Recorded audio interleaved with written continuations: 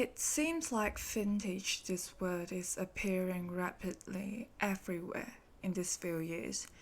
People are wearing, seeking, buying vintage stuff. Vintage is a lifestyle, a culture, for sure. It has become some people's priority when they do shopping. Want to buy things? Go to flea markets or thrift shops. But the question is, what about the eastern part of the world? Will Asians like me buy vintage stuff? So today, let's see vintage culture through an Asian eye.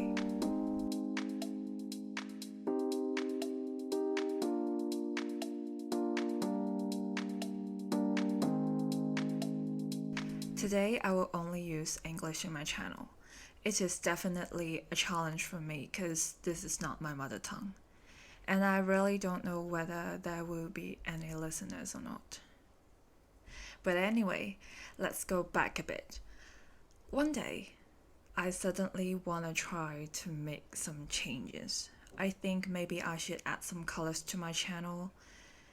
Then, suddenly a thought appeared.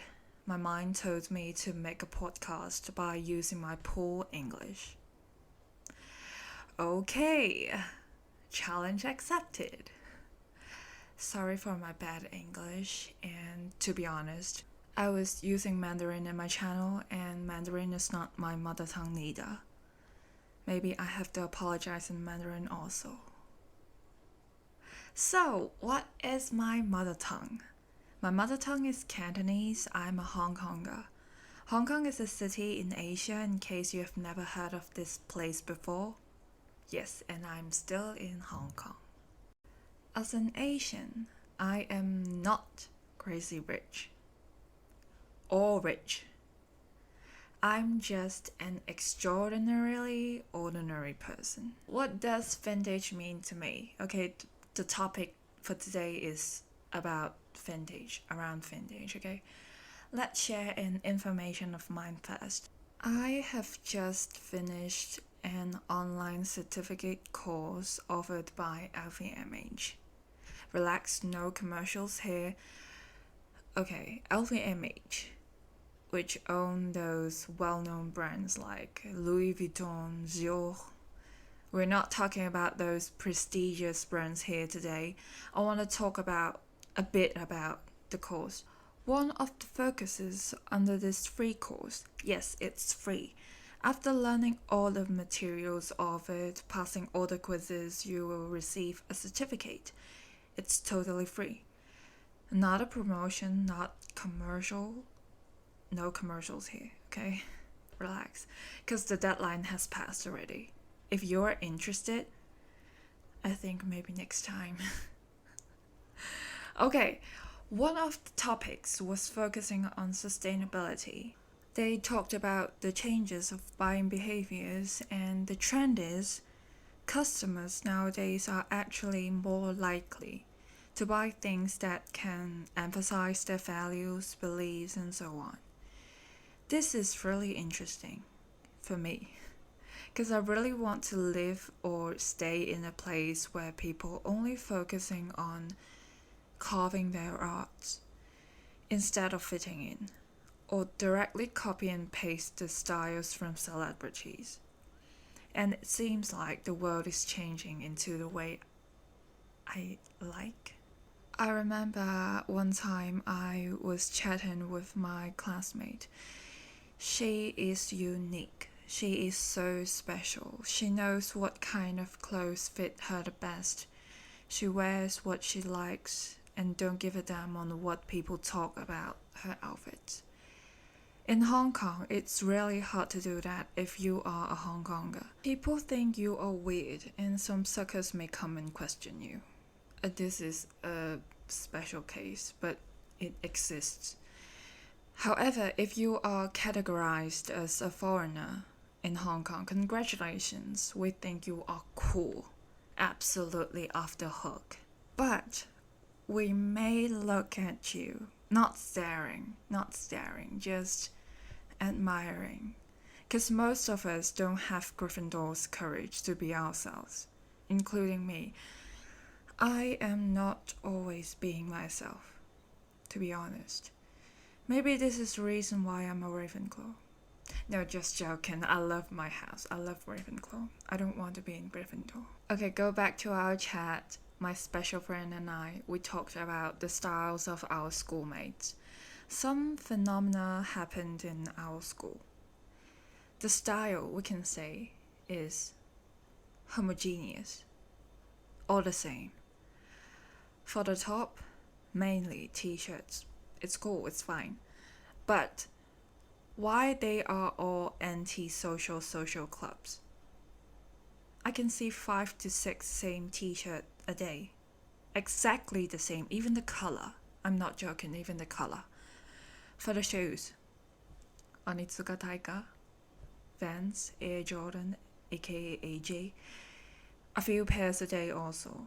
It seems like people are ignoring the other styles of a brand and creating misconceptions. For example, Vans only sell chessboard pattern shoes. I'm not talking about the designs are bad, but if people around me are wearing the same styles, same things, it seems like a kind of ritual or a party's dress code, which I'm not invited to that party. Anyway, I don't want to join any because I'm an introvert. The perfect cologne for introverts is "Leave me the fuck alone." It's just a meme I saw on Facebook. Back to the story. When we were primary or secondary school students, elementary or middle school, I don't know, because in Hong Kong we say primary or secondary school. So when we are still kids, we have to spend extra money on some uniforms. We hoped for no uniforms every single day. We pray every day. Please God, please principal, we have to change the rules. We want freedom. After we got the freedom when we enter university, finally we can wear what we want. Guess what? We wear the same. How sarcastic. All in all, if you wear differently, others think you are weird. If you wear the same, my friend and I think you are weird. So, moral of the story, we are cruel to our kind. From kindergarten to university, my whole learning process was started and finished in Hong Kong. Only this place, the most frequently used tool for me to learn more about the world outside Hong Kong, is probably YouTube. One funny thing I want to add is, I watched a video a few days ago. I want to share a fashion tip from a random interviewee. She said, "Stop wearing Stan Smith." In YouTube, I see more and more videos talking about vintage, thrifting, upcycling, and I saw people using small costs but showing who they really are through their clothing. I remember my marketing lecturer once taught us a sentence: "You are what you wear." I'm a person who hates following trends, but I'm not anti-fashion person. I love fashion. I want to discover more of it, and that's why I joined the LVMH course. But if a piece keep appearing on people around me, I'll probably hate it. And I swear that I won't buy that piece unless it's free. So Asian, oh my god, it's so Asian. This is so Asian. Okay, I do that because I really want to have my own style. I think dressing myself or dressing yourself is a kind of art. It's a creation process. You're creating things. You are a creator. All of us are.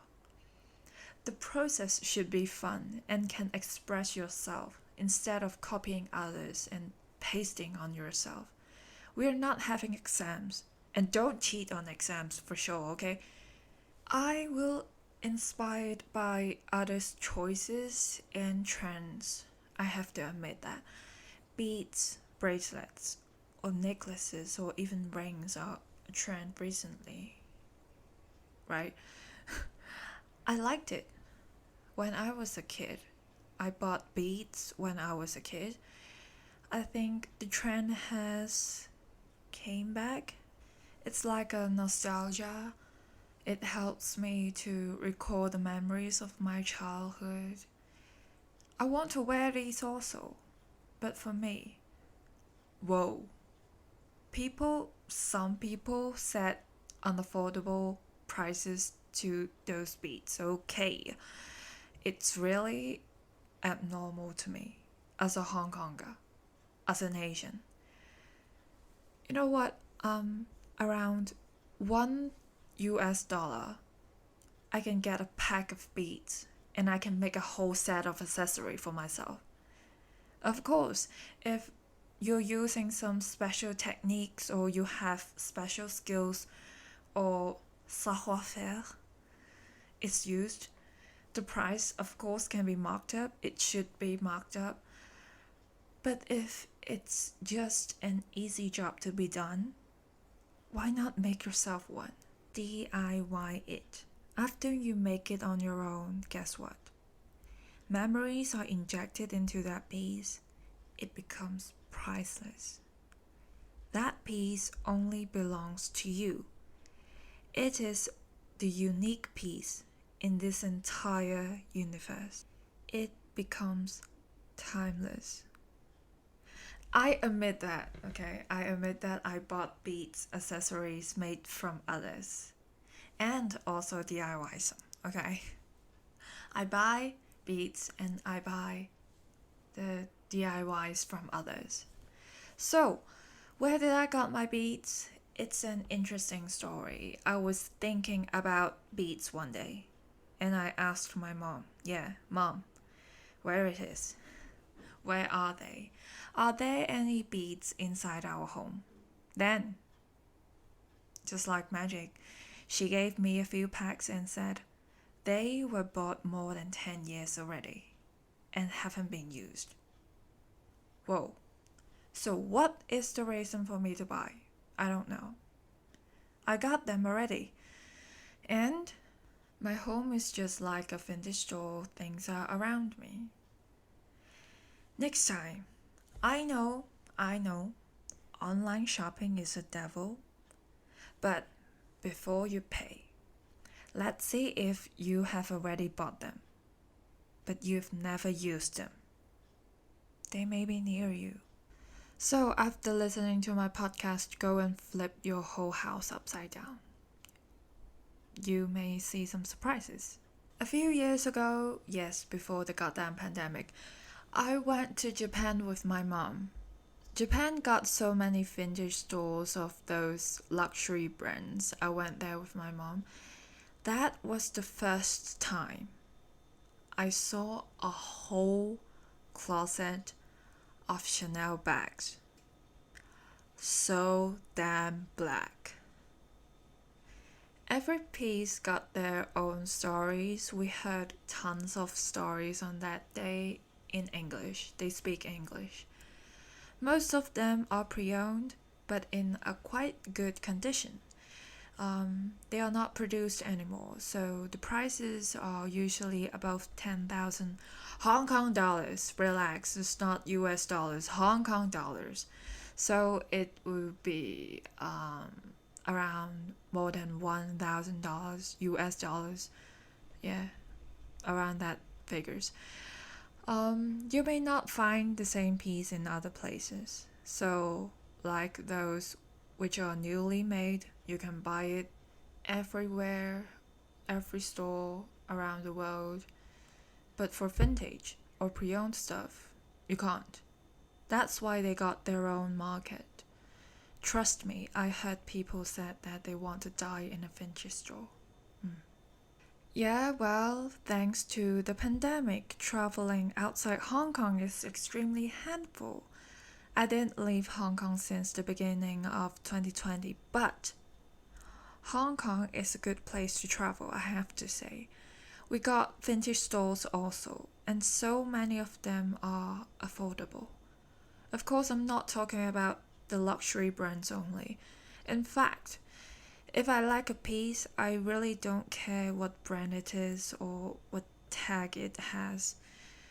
And I will definitely use it again, and again, and until I die and pass it to my future generations. I went to some stores in Hong Kong before, vintage stores.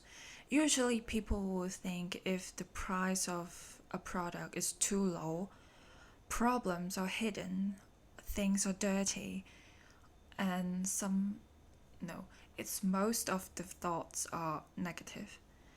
For me, I think it's a gold digging time. I thrift some clothes in the store before, and at that time, I was like falling into a pool of clothes. I was like a gold miner or a fisherman, whatever. I found some cool stuff. And when I was paying at the cashier, I was praised by the seller. They upcycled the clothes and sell them, and I chose one of them and bought it. They were surprised that young generations like me would choose these kind of clothes. They said usually youngsters like Supreme, Stasi and stuff, they won't think of these upcycled products. It's true that vintage or upcycling, these concepts are not so popular among Hong Kongers. People who are interested in these things are still minority in this society. But I am really into these topics. Recently, I found some clothes from my wardrobe because I was cleaning it. Nowadays people usually do online shopping and not every single item suits you. But you spent the money already and you are too lazy to return or refund. What's the result? That thing will stay in the darkest place of your closet for a period of time, until the moment you suddenly found it and say, "What is this?"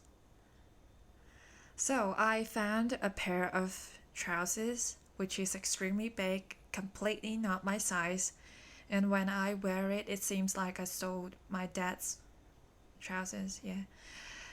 Wait. Then I brainstorm a little bit and see what can I do to make these trousers alive again. Then I decided to turn it into a bag. Not because I'm a genius, because my friend is a genius. My friend called YouTube, okay? Because I searched some tutorials from YouTube and people transform trousers into a bag. Whoa, I think it's really cool. So I really want to try that out. I don't know whether I can do that, but I will definitely try it out. And not only recycling or reusing things, upcycling is also a good choice. I'm still trying that out. Fingers crossed. Hope I can finish transforming it and use it as soon as possible. What else? I found a shirt and a t-shirt. They are from a collaboration between two Japanese brands. Trust me, the buying process was tough, but I did it. When I received them, a little bit disappointed. There is a weird pattern on that shirt, which I think is kinda ugly. But the quality of that shirt is terrific, I have to say. It's terrific. I don't want to throw it away or give it to others, no.